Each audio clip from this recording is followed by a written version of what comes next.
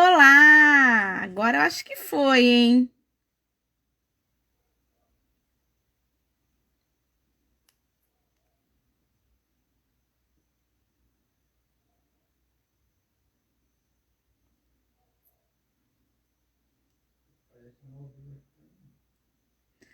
Olá, Kerry, já vou te chamar.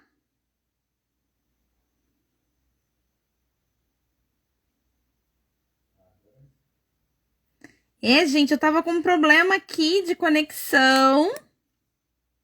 Nossa, tá meio esquisita aqui minha internet. Peraí. Agora vai. Vamos lá. Vou acenar aqui. Tudo bem com vocês? Vamos lá. Deixa eu chamar meu convidado. Gente, hoje estava esquisito, hein?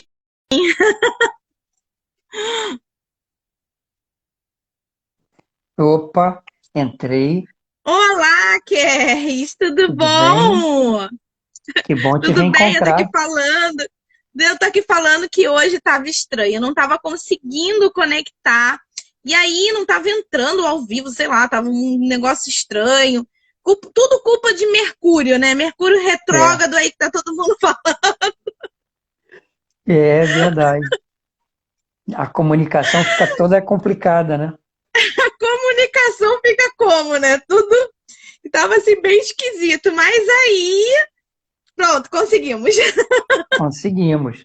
Espero que a nossa comunicação também fique clara na verbalização das Oh, ideias, né? pois é! Hoje eu acabei de sair de uma live do trabalho, né, da escola, né, nós fizemos uma live, e aí eu falei assim, foi tudo bem, foi uma live muito boa, mas assim, a gente vê que é muito engraçado, né, essa coisa da comunicação com as pessoas, e o quanto, né, o pensamento do ser humano, né, cada um tem o seu pensamento, o seu jeito de enxergar tudo que você está propondo, que você está falando, né? Então, assim, isso a comunicação é de extrema importância para a gente poder compreender o pensamento, né, do outro, né? Se não tem comunicação, é muito mais complicado essa compreensão de pensamento. Olá, boa noite, Luzia, né? Luzia, nós estávamos agora há pouco estudando o nosso lar, que nós temos um grupo de estudo, e vamos ver, a Luzia já entrou. Tudo bem, Luzia? Muito obrigado pela sua presença e vamos em frente. Deixa eu ver Vamos aqui. lá, Pierre. E como Ó, você estava falando, né, a verdade é que para nós nos comunicarmos, a gente precisa verbalizar o pensamento. E é uma dificuldade muito grande, porque existe uma perda natural, né? Porque se eu Uhum. descrever aqui um ambiente, cada um vai interpretar o ambiente de uma forma diferente, embora eu possa falar durante muito tempo. Então, a forma que você vai falar é muito importante, né? E também a forma com que cada um vai interpretar o que foi falado, ela sempre existe uma variação, nunca é absoluta essa compreensão, né? Exatamente. Gente, vamos começar nossa live agradecendo a presença de vocês. Rafaela está aí dizendo, Kerris, querido, um forte abraço. Oi, Rafaela, que bom que você veio novamente, né? Muita saudade É sua. muito legal isso, né? E aí, eu quero exatamente agradecer a presença de todos. O Kerris está aqui com a gente, Ricardo também dando boa noite. Sejam todos muito bem-vindos. E assim, eu tenho. Demorou um pouquinho para o Kerris voltar, para a gente fazer uma nova live. Mas é assim, é, por ser o Kerris, eu falo que é esse ser humano muito iluminado, né? Que a gente aprende tanto aí com ele todos os dias, né? E quando a gente Uma visão conversa bem de amiga, bastante. né? E aí eu falei assim, e eu acabei falando, né, botando o desafio, né? Eu falei, Kerris, vamos fazer uma nova live e falar que eu sei que é um tema que a gente vem escutando, né, a partir do momento que foi criado esse Setembro Amarelo, né? E a gente sempre escuta, mas que na realidade é um tema que não é só para ser discutido no Setembro Amarelo, né? É um tema que ele tem que ser discutido sempre, sempre que possível. Esse ato de ouvir o outro, né? Essa comunicação que nós estamos falando, ela é de extrema importância para esse tema que nós vamos conversar um pouco sobre isso, né, hoje. E assim, falar de um assunto tão complexo, né, de um assunto delicado e principalmente de uma visão, né, de como o espiritismo, né, ele vê a questão do suicídio, que é o nosso tema. E aí eu queria muito conversar sobre isso. E eu falei assim, ninguém melhor do que embarcar do que o Kerris para a gente conversar, bater esse papo e assim dividir com vocês e ouvir vocês, né, sobre o assunto, sobre esse tema. Então, assim, só tenho que agradecer o Kerris por aceitar esse convite, novamente estar aqui com a gente. Eu acho que a gente aprende tanto e cresce tanto quando a gente conversa com pessoas que passam o bem, né? Que tem essa palavra, que tem esse modo de falar tão claro, tão simples, que atinge o nosso coração. Então, o Kerris é uma dessas pessoas e eu fico muito grata de estar aqui com ele hoje para a gente fazer essa troca aí. Ótimo, foi muito boa a sua entrada aí, o seu início, né, de conversa, e realmente é um tema muito delicado, né? É um tema que fala da morte, da perda, então é uma coisa que a gente tem que tratar sempre com muito cuidado, com muito carinho, porque ela toca na dor. E a proposta da filosofia espírita, né, eu falo filosofia espírita porque é uma filosofia, e é justamente isso, é nos dar uma outra visão sobre a morte. Que a gente consiga olhar para a morte e ter uma outra relação com a morte. Que a relação que nós temos hoje em dia eu não gosto de você, eu quero que você morra. Como se fosse o pior sentimento, como se fosse a pior coisa do mundo, fosse a morte, né? Você deseja para as pessoas que você menos gosta a morte, como um castigo. Então é interessante essa relação e nós podemos observar também que era muito comum você contratar carpideiras no enterro de alguém para demonstrar o quanto você gostava dela, exaltando uma tristeza em comum, uma tristeza muito profunda, através do choro, do desespero. Então essa tem sido a nossa relação com a morte ao longo do tempo. E Verdade. a proposta da filosofia espírita é essa. A proposta é nós termos uma relação diferente com a morte, termos uma visão diferente da morte, né? Deixa eu ver aqui o meu roteiro para eu não me perder, para eu não colocar nada. Então, para não colocar nada na frente, então vamos lá. A morte. O que seria a morte? Eu vou começar por uma teoria do impacto, que é a teoria do contraste. Na verdade, aqui, eu vou mostrar isso aqui para vocês, e vocês estão vendo aqui uns botões brancos com um controle preto, e vocês conseguem identificar os botões porque eles são brancos. Se esses botões fossem pretos, vocês não iam identificar esses botões. Vocês iam ver tudo preto. Então existe um contraste. Então você vai lá, onde começa o botão e aonde começa o controle, a gente tem uma percepção, a gente tem consciência da onde começa um e da onde acaba o outro. Então, se tudo isso aqui fosse preto, nós não teríamos consciência. Então, o contraste expande a nossa consciência. E você quer contraste maior do que a morte e a vida? Esse Com conjunto certeza. de morte e vida é um mecanismo usado pela natureza para nós expandirmos a nossa consciência. É muito fácil a gente identificar isso nas pessoas que tiveram a experiência de quase morte, aonde elas parecem que morrem mesmo e vão para o outro lado e voltam. E quando elas voltam, elas parecem que dão uma outra hierarquia na vida dela, né? A prioridade muda, né? As prioridades, as hierarquias. Então, você vê que ela teve um contraste, um choque de morte e vida. E esse foi o desenvolvimento nosso. Você comentou de um livro que eu te indiquei a outra live, que é Evolução em Dois Mundos.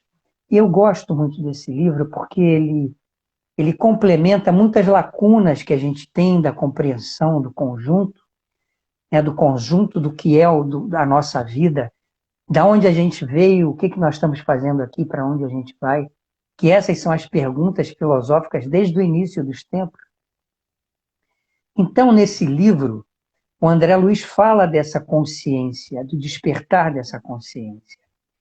Então, ele diz que lá desde do princípio inteligente, que a mônada chegou fora do planeta, mas aí as mônadas, né, no plural, que somos nós que Uhum. viemos e chegamos no planeta, e aí, como princípios inteligentes, começamos a interagir com essa, que na verdade era uma geleia quando as mônadas chegaram, princípios inteligentes, e aí no decorrer do tempo dessa evolução, percorrendo pelo reino mineral, pelo reino vegetal, então ele faz aí Uhum. um link no reino vegetal, que nós, o nosso princípio inteligente, interagindo com a luz, nós conseguimos fazer a fotossíntese. Transformávamos a luz solar em oxigênio e isso era fotossíntese. E mais para frente, o princípio inteligente, ele conseguiu fazer a mentossíntese. Foi a mentossíntese, quando ele conseguiu sintetizar todo o conhecimento que ele tinha para trás. E é nesse momento que ele conseguiu realizar a mentossíntese, foi inaugurado o tempo da razão, né, onde ele conseguia dividir o campo eletromagnético dele em forma de pensamentos ainda rudimentares e receber também isso. Foi o princípio da comunicação. E essa mentossíntese também inaugurou o nosso livre-arbítrio. E esse momento é muito importante porque nós vamos falar do suicídio e nós temos que pensar agora, nesse momento, que nós tivemos uma história desde esse momento onde o nosso princípio inteligente, que a partir desse momento foi chamado de espírito, ele conseguiu sintetizar tudo que ele já tinha aprendido. E ele foi chamado de espírito a partir desse momento, porque ele tinha o livre-arbítrio. Então, para ficar claro o que foi daí para trás e daí para frente, a Joana de Ângeles, ela fala num livro dela que antes era a alma, né? Descrevendo essa trajetória, antes era alma, agora espírito. Tem o seu livre-arbítrio e aí começa a procurar a sua individuação como indivíduo. Por que indivíduo? O André Luiz descreve, então, no Evolução em Dois Mundos, que os nossos mentores espirituais, que pegavam na nossa mão e levavam, que éramos conduzidos como princípio inteligente, eles nos abandonam. E nós seguimos daqui para frente com o nosso livre-arbítrio. E esse momento, então, em que nós nos tornamos indivíduos, nós começamos a fazer as nossas escolhas.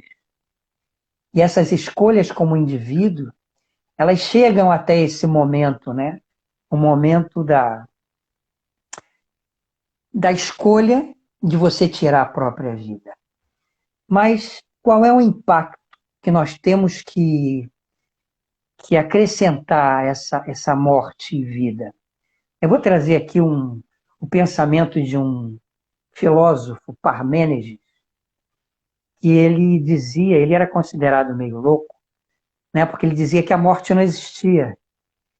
E assim, as pessoas que aprendiam com ele, e se você quiser me interromper, por favor, me interrompe, tá? Por favor. Senão eu vou ficar falando sozinho aqui nessa conversa. Não, jamais. Não vai, mas pode concluir aí.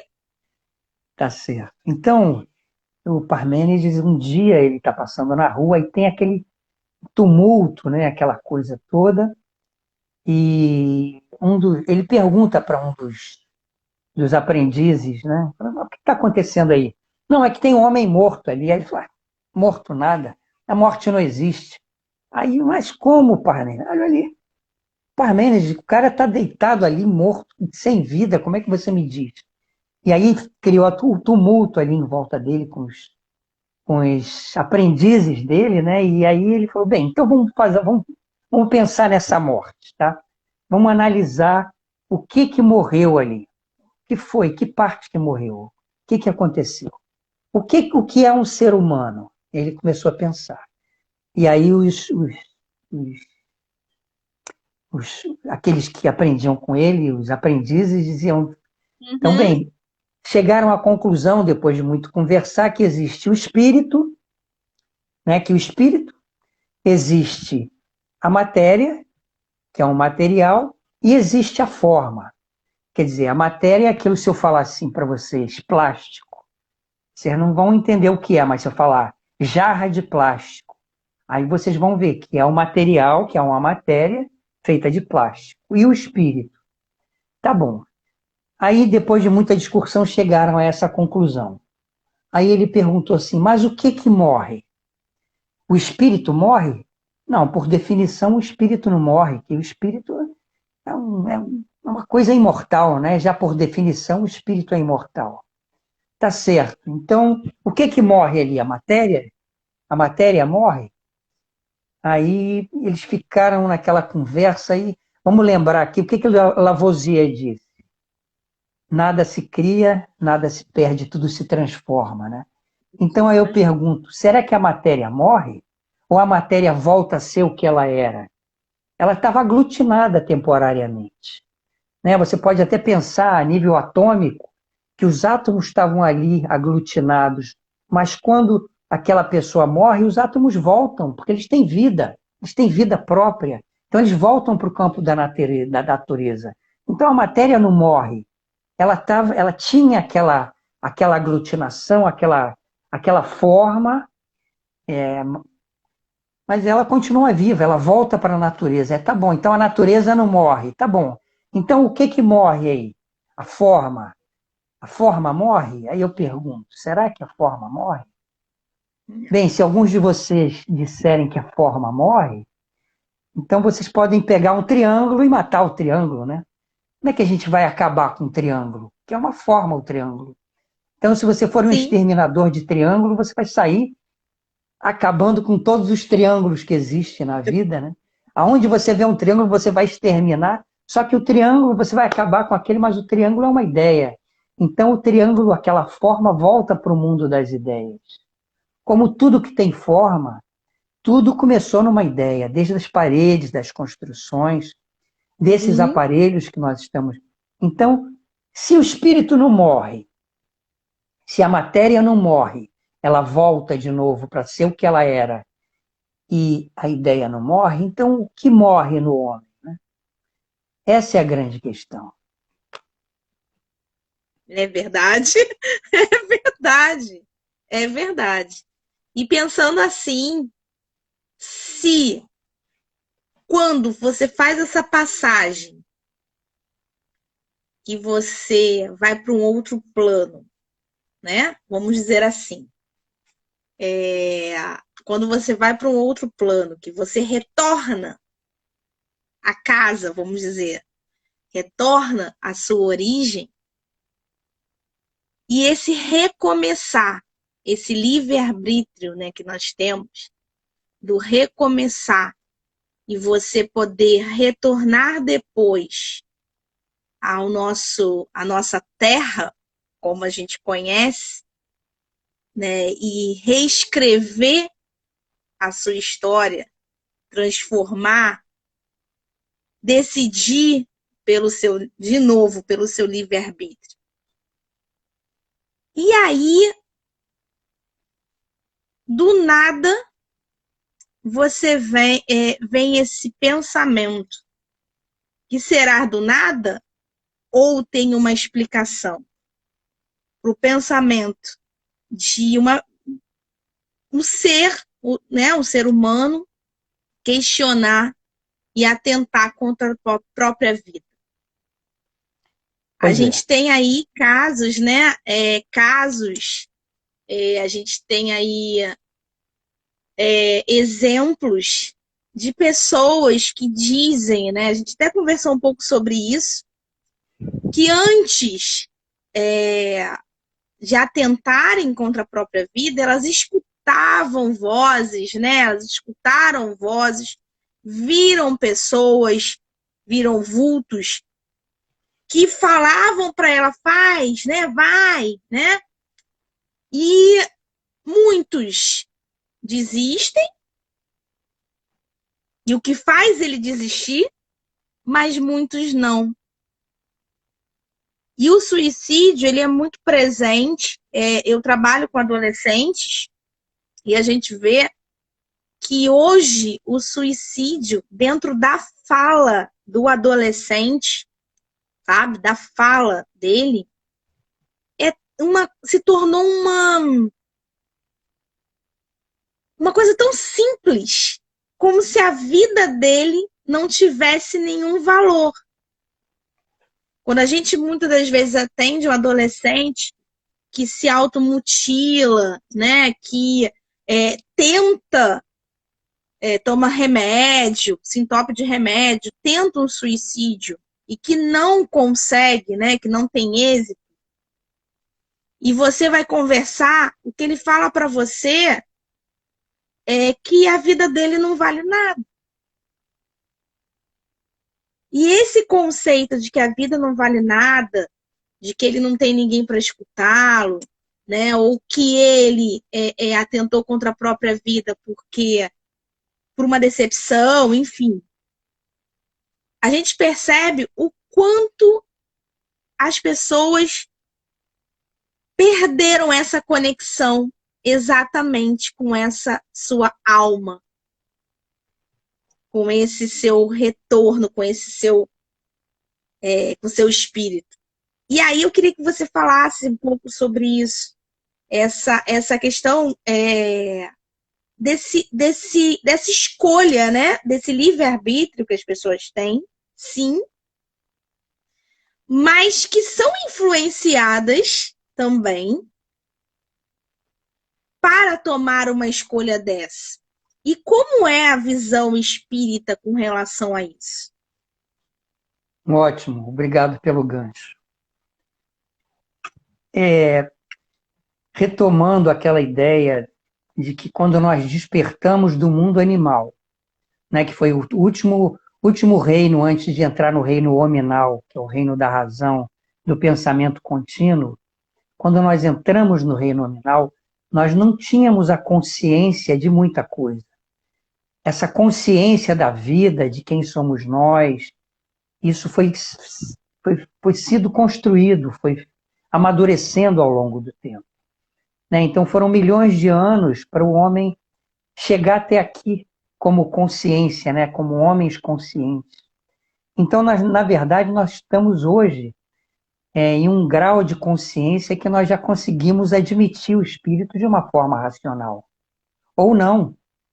Porque existe um... Quer dizer, se você vê pela lógica, a partir do início do século XX, com a descoberta da química, da física, atestando que a matéria não existe, e é muito simples, uma pessoa que conhece, que entende a tabela periódica dos elementos químicos, vai ver que tudo ali são elétrons, prótons e nêutrons. Né? E esses elementos químicos estão no universo. Então, isso de uma forma básica de entender. Então, o homem, na verdade, é um espírito. O homem chegou como mônada, que mônada não era material. O homem já era um espírito antes de chegar no planeta Terra. E entrou como princípio inteligente, está passando pela matéria, justamente para, no contraste. Por que no contraste? Porque quando nós éramos vírus, os vírus também desencarnam. Eles morrem, voltam a Uhum. encarnar. Assim como as plantas não morrem, voltam a encarnar como planta. Encarnar é carne, né? Mas elas vão para o plano espiritual e voltam. Então nós estamos nesse processo de ir para o plano espiritual e voltar milhões de anos. E nós não temos consciência ainda disso. Agora nós estamos tomando consciência com a chegada da filosofia espírita no século XIX, depois com Chico Xavier no século XX. Mas essas coisas todas, elas já foram ditas ao longo do tempo. Antes de Cristo, Jesus, que é o filósofo dos filósofos, na verdade, ele veio falar disso que a gente está falando. Se você começar a analisar nas entrelinhas, e é isso que os espíritos fazem. Né? O Emmanuel tem os 3 evangelhos do Emmanuel. O Emmanuel, que é o mentor espiritual do Chico. Né? Pai Nosso, Fonte Viva e Caminho, Verdade e Viva. Ele pega um pequeno trecho do evangelho e desdobra ele nas ideias. Então, o que acontece? Hoje nós ainda estamos tomando consciência de uma coisa muito importante, que nós nunca pensamos sozinhos. Nós, o tempo todo, nós pensamos em rede. É uma rede mesmo, como isso que está acontecendo agora, com essas 15 pessoas que estão aqui nos ouvindo, nós estamos em rede. Mas os nossos pensamentos, eles fazem parte de uma rede muito maior. É uma rede que abrange não só a face do planeta dos encarnados, como a dos desencarnados, né, como planos superiores. Então, o André Luiz, ele nos relata que quando a gente estava em guerra no planeta, na Primeira e na Segunda Grande Guerra, onde o planeta inteiro estava em pânico, o planeta Terra teve que ser isolado, porque a psicosfera do planeta ia contaminar outras esferas, Sim, né? Esferas mais sim. evoluídas, mais... E o que a gente chama de evolução, olha que interessante, esferas evoluídas. Vou pegar um pequeno trecho da filosofia de Jesus Cristo, né? Que ele sempre fala assim, que ele falava em forma alegórica, mas ele falava assim, que os justos terão a vida eterna, e os maus, os injustos, eles vão queimar no fogo do inferno. Eternamente vão ficar no inferno. Não era? A ideia era essa. Mas você vê o seguinte, à medida em que nós evoluímos, à medida em que a nossa consciência floresce, quando a gente amplia a consciência das coisas, vai chegar um ponto que a gente não vai precisar mais encarnar. E a gente vai ter uma consciência amplificada. E se a gente não precisa mais encarnar, a gente não precisa mais morrer. E aí Uhum. está o gancho de Jesus, porque nós vamos ser imortais, então nós vamos ter a vida eterna. Claro, a gente não vai morrer, a gente não, nós vamos ter a vida eterna. Olha como ele quis dizer aí, vocês têm que ampliar a consciência para entender, através do contraste, vida e morte, ampliando a consciência, vocês não precisam mais encarnar. E o inferno? O inferno, não é um inferno essa nossa vida, ter que morrer e ter que nascer, e ter que ler, e quando você está no plano espiritual, saber que vai esquecer de tudo. Isso é um verdadeiro inferno na nossa vida. E o inferno que ele se referia também era o inferno da ignorância.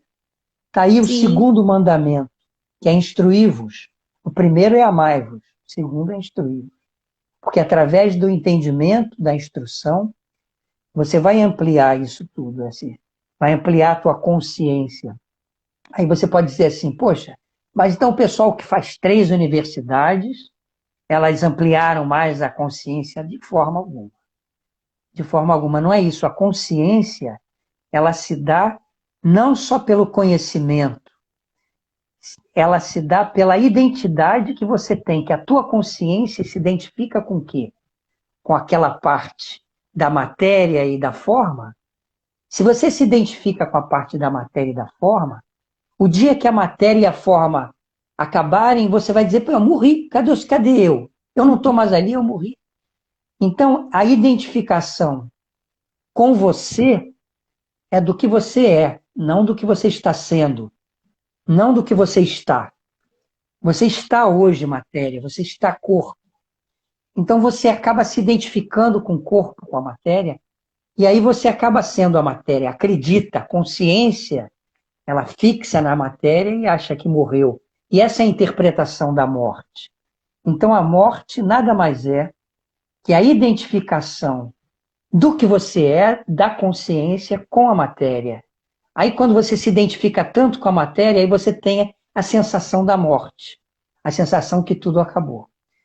E a grande conquista é você identificar a sua consciência com aquilo que realmente você é. E aí tá, conhece-te a ti mesmo, né, falado por Sócrates, repetido por Santo Agostinho e repetido por todas as doutrinas, conhece-te a ti mesmo por isso. A tua consciência tem que ter consciência daquilo que você é e não daquilo que você está. Então, como nós pensamos em rede, e nós temos esse mecanismo reencarnatório de contraste para que a nossa consciência se expanda, né, que a expansão da consciência aconteça, nós pensamos em rede. Então, a reencarnação, ela nada mais é do que uma continuidade da encarnação. E uma continuidade do que a gente era.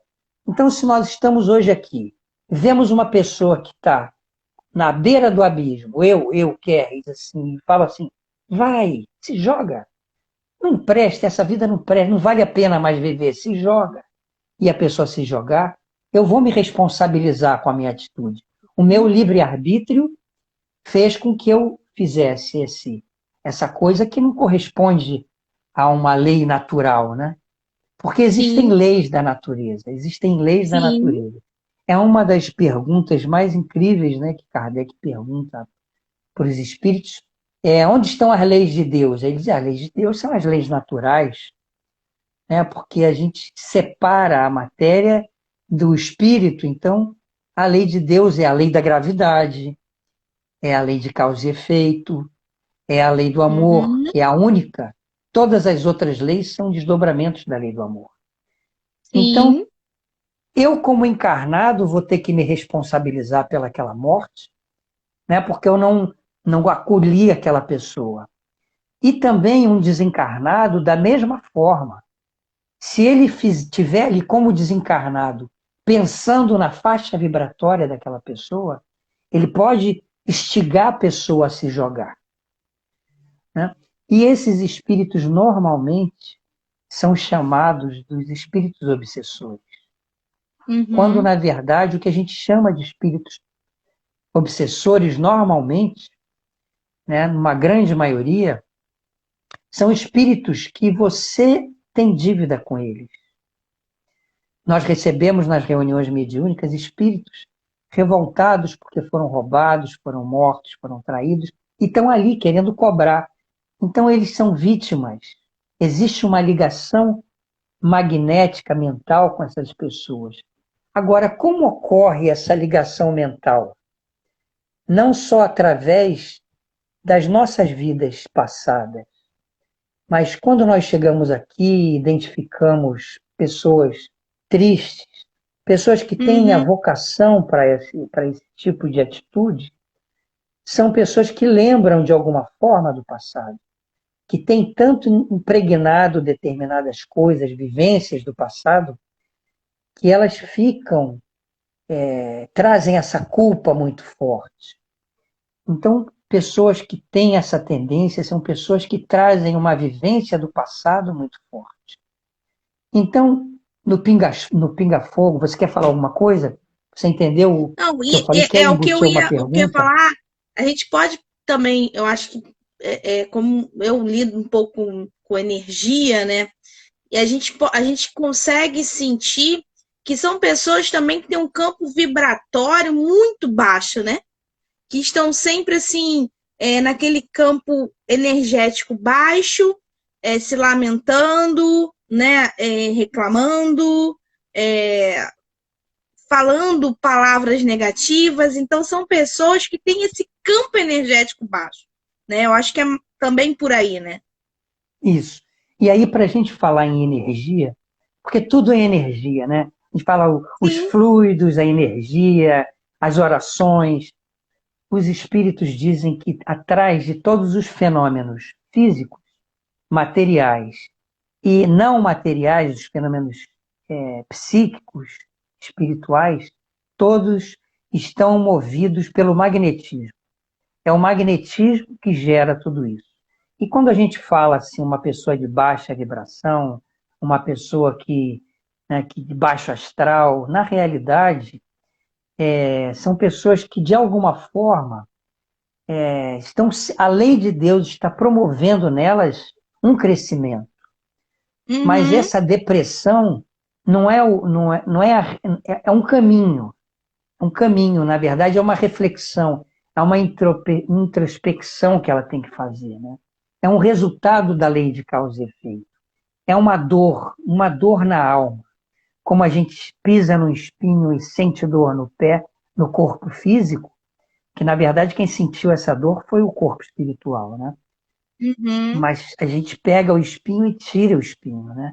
Ou você pode, por falta de consciência, essa consciência que ainda não se expandiu, continuar andando com aquela dor. Então, a falta de consciência, a falta de percepção dessa consciência, que começou lá no início, no primeiro livre-arbítrio, os momentos, primeiros momentos de livre-arbítrio que nós tivemos, a falta de consciência dessa vida maior. Então, a dor nos leva ao homem transcendental, porque chega uma hora que você já foi em todos os médicos, que você já recorreu a todo mundo, e aí quando você não tem mais para onde ir, você começa a recorrer para o milagre, que foi a primeira coisa que nós Uhum. fizemos, foram os milagres, as mágicas, a fim de conseguir. Só que o milagre, ele é o codinome de algum fenômeno que a gente não conhece, que a gente não pode explicar. Mas o sobrenatural não existe. Aí nós acendemos uma vela, né? Aquela vela serve muito para você se concentrar. Mas aquela vela Isso. você acende para um santo, vamos dizer assim, um santo que é iluminado, que não precisa mais encarnar. Aquela luz ali não é para iluminar, não é uma troca que eu te dou uma vela e você me dá alguma coisa. Então é essa consciência que eu estava falando. Essa consciência que a gente tem que desabrochar de alguma forma. E a gente tem uma responsabilidade grande com essas pessoas. Quando a gente amplia a nossa percepção, quando a gente tem essa consciência mais alargada, e isso eu não estou dizendo que são os espíritas que têm isso, não, viu? Assim, Uhum. não existe uma elite, porque os espíritas são melhores do que os outros filósofos. Eu falo filósofos por quê? Porque eu não encaro o espiritismo como religião. Porque logo no início, como eu vou repetir o que eu falei, no início do Livro dos Espíritos, que foi o primeiro livro que fundou essa filosofia, está lá, primeira coisa, filosofia espiritualista. Então, é não que as religiões sejam ruins, não, as religiões são muito boas, porque elas Sim, difundem essa sim, filosofia, cada um com a sua filosofia, e cada um sim. com uma gama de espíritos que precisam daquela religião.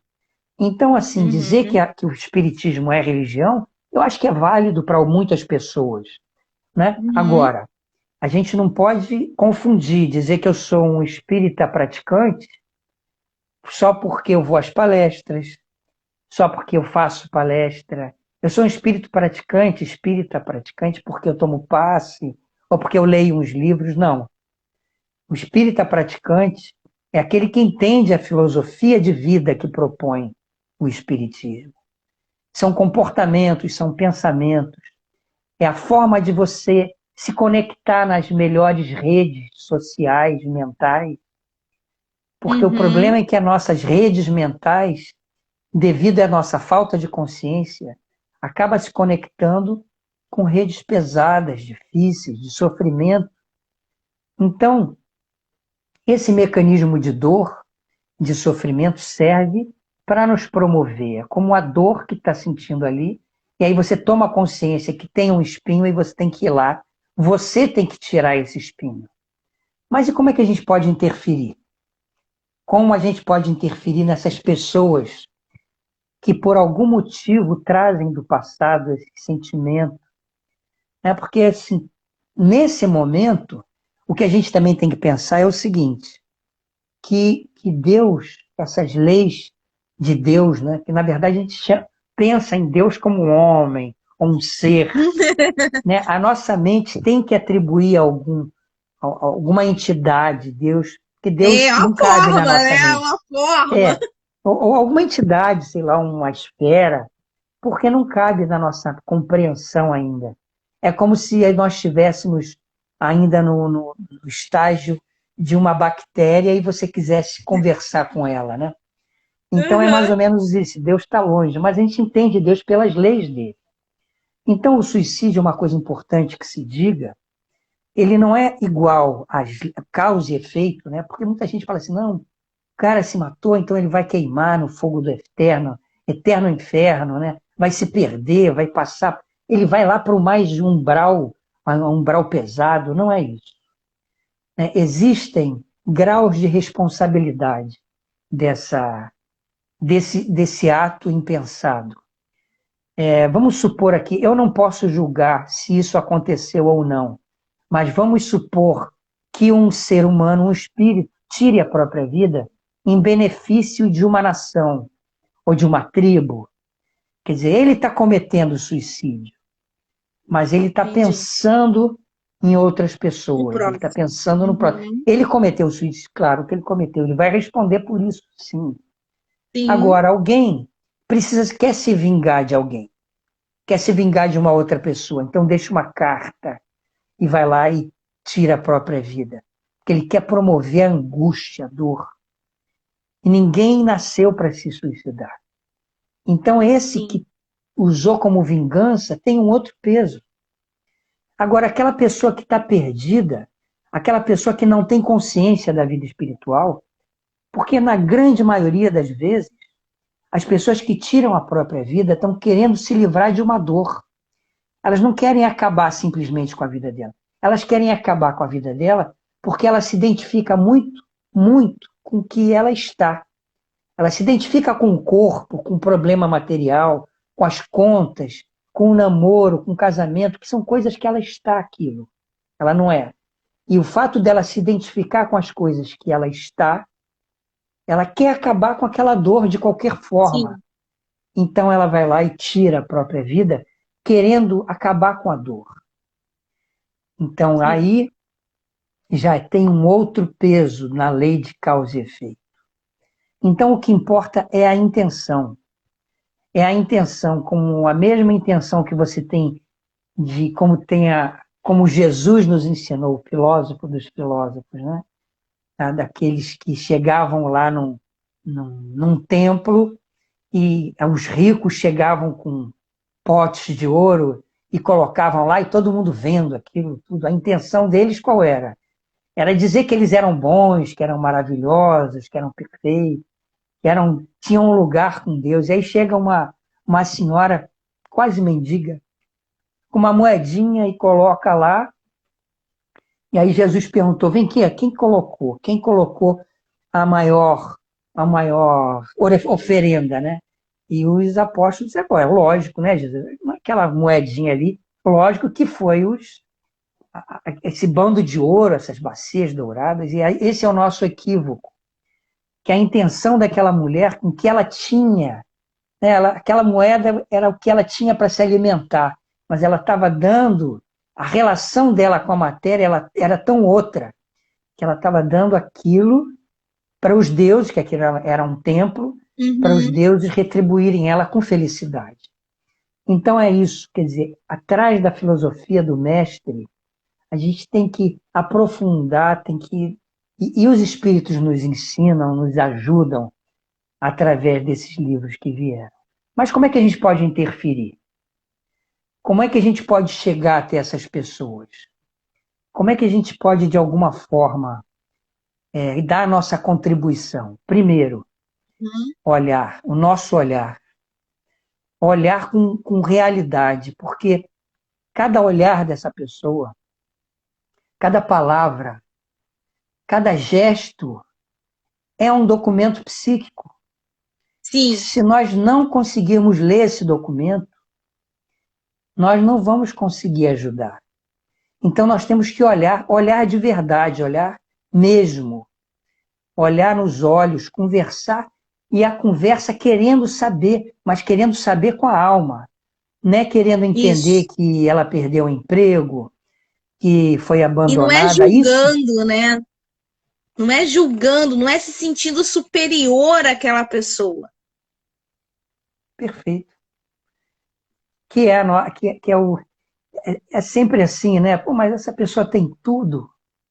Como é que essa pessoa pode estar nesse Porque estado de depressão? Como? Não entendo. Eu queria ter só metade do que ela tem. Mas você vê que esse comentário, a consciência dessa pessoa, ela está identificada com aquilo que ela tem, com aquilo que ela está sendo, e não com o que ela é. Então, sim, aí nós vamos identificando o estado da nossa consciência em relação ao universo. E vai chegar um ponto que a gente vai dilatar tanto a nossa consciência que a gente não vai precisar mais encarnar. sim. E é engraçado, assim, Kerris, porque você está falando aqui, e eu tô aqui analisando, porque eu tive, assim, há pouco tempo, eu tive a consciência exatamente disso que você falou, que o suicídio, ele tem diversas formas, né? Às vezes a pessoa tirar a vida em prol do outro, ela tem um peso, né? Ela tem um porquê, enfim, vai ser analisada, vamos dizer assim, de uma forma do que alguém tirar a vida porque quer se vingar de alguém, né? Eu não tinha essa consciência. Porque quando a gente cresce, né, quando a gente é pequeno, a gente escuta muito, né? Quando aconteceu uma vez, e eu lembro da minha avó falando assim, minha avó era uma pessoa muito religiosa, né? E ela falou assim, ensinou para mim, não só para mim, acho que para os meus irmãos também, acho que a gente cresceu ouvindo isso, assim, que o suicídio em todas as religiões, né? Todas as religiões, era uma das coisas que eram mais complexas. Ela não falou a palavra complexa para uma criança, mas ela falou que era uma das coisas com maior grau de dificuldade. Por quê? Porque você atentar contra a própria vida seria o maior pecado, vamos dizer assim. Porque Deus, né, te dá essa vida, ele te dá esse sopro de vida, ele te dá isso, que é um presente dele para você, né? E você tirar isso que foi dado com tanto amor, isso seria o maior pecado que existe. Isso, assim, palavras da minha avó, né? E eu cresci com essa visão. E dentro dessa minha. Com o tempo, eu tive uma conhecida, né, que ela cometeu suicídio. E eu, por muitos anos, eu questionei o porquê, sabe? Por quê? Por que que ela fez aquilo se era uma pessoa assim, que tinha uma vida assim, tinha um estudo assim, que tinha um filho, que não sei o quê, sabe? E questionei aquela decisão. E a minha maior preocupação, porque eu cresci com esse pensamento com relação ao suicídio, era assim: onde ela está? Ela foi acolhida? Ou ela está lá no umbral? Ou ela tá num lugar porque ela cometeu um atentado contra a própria vida e, tipo, como sendo esse pecado, né? Ela não teve perdão. Então, isso assim passou pela minha cabeça muitos anos. E agora, pouco tempo, é que eu fui ter essa consciência, né, de que existe esses fatores e essas formas até de você né, cometer o suicídio, né? Tem esses porquês. E eu acho, sim, perfeita a tua colocação quando você diz que isso é analisado, né? Isso tem um peso, essas diferentes formas. Isso, pela lei de causa e efeito. Agora você vê, o que você chama de pecado. A palavra pecado, ela significa errar o alvo, né? Errar o alvo. Mas nós trazemos na constituição do nosso espírito todo um legado de instinto, porque quando nós passamos pelo reino mineral, entramos como vírus, bactéria, planta, animais, a gente tem um instinto de preservação à vida muito grande, muito forte. Isso nós carregamos o instinto de preservação da vida. E quando nós passamos para o reino hominal, né, quando nós passamos, despertou a nossa consciência, quando nós começamos a fazer a, a síntese do pensamento, né, Uhum, nesse nosso crescimento, nós trazemos até hoje esses instintos animais, da preservação da espécie. Então, quando uma pessoa comete esse equívoco, na verdade, ela precisa se perdoar. Porque, no fundo, ela responde pela lei natural de que, enquanto encarnados, nós temos que ter a lei de preservação. Então, na uhum, verdade, não é Deus que vai não perdoar ou que Jesus não vai perdoar. Não, muito pelo contrário. Eles nos olham como crianças crescendo. Então, na verdade, Maria tem um trabalho fabuloso descrito no livro Memórias de um Suicida, mas em vários lugares também da doutrina, onde conta que Maria é encarregada, né, de promover o reequilíbrio de muitos espíritos, né, que desencarnaram por essa forma mais trágica, e realmente é a falta de consciência. Então, é, é isso, a gente tem que ter consciência, né? Mas a tua pergunta foi, eu me perdi um pouco aqui, a tua pergunta foi, a tua colocação, você me não, é perguntou alguma coisa? porque, na verdade, não foi uma pergunta, foi uma colocação mesmo. Pelo que você falou, essa questão de que quando acontece, existe uma Grau. análise, vamos É, dizer grau. Pois assim. é, uma análise pelas leis de Deus, né? Feito pela lei de Deus, uma análise de. Então eu lembro do Pinga Fogo com Chico Xavier, que tem na internet, no YouTube, aonde ele respondia até para um pastor que estava na plateia fazendo perguntas para ele, e ele dizia, ele declarava a essas crianças que na verdade nascem com problemas mentais, que nunca fizeram nada, né, que onde estaria a bondade de Deus, que nascem com problemas físicos. E aí ele ainda esclarece que eles tiveram, muitos deles, tiveram essa opção do livre-arbítrio de tirar a própria vida, mas quem se compromete a recuperar a reencarnação são aqueles que contribuíram para esse evento, né? Ou encarnados ou desencarnados. Então, muitos espíritos que promoveram aquele ato translocado voltam como pai, como mãe, como irmão, justamente para ajudar o reequilíbrio. Então, na verdade, mais uma vez nós podemos ver a importância da família, a Uhum, importância da família, porque é um sofrimento total, né?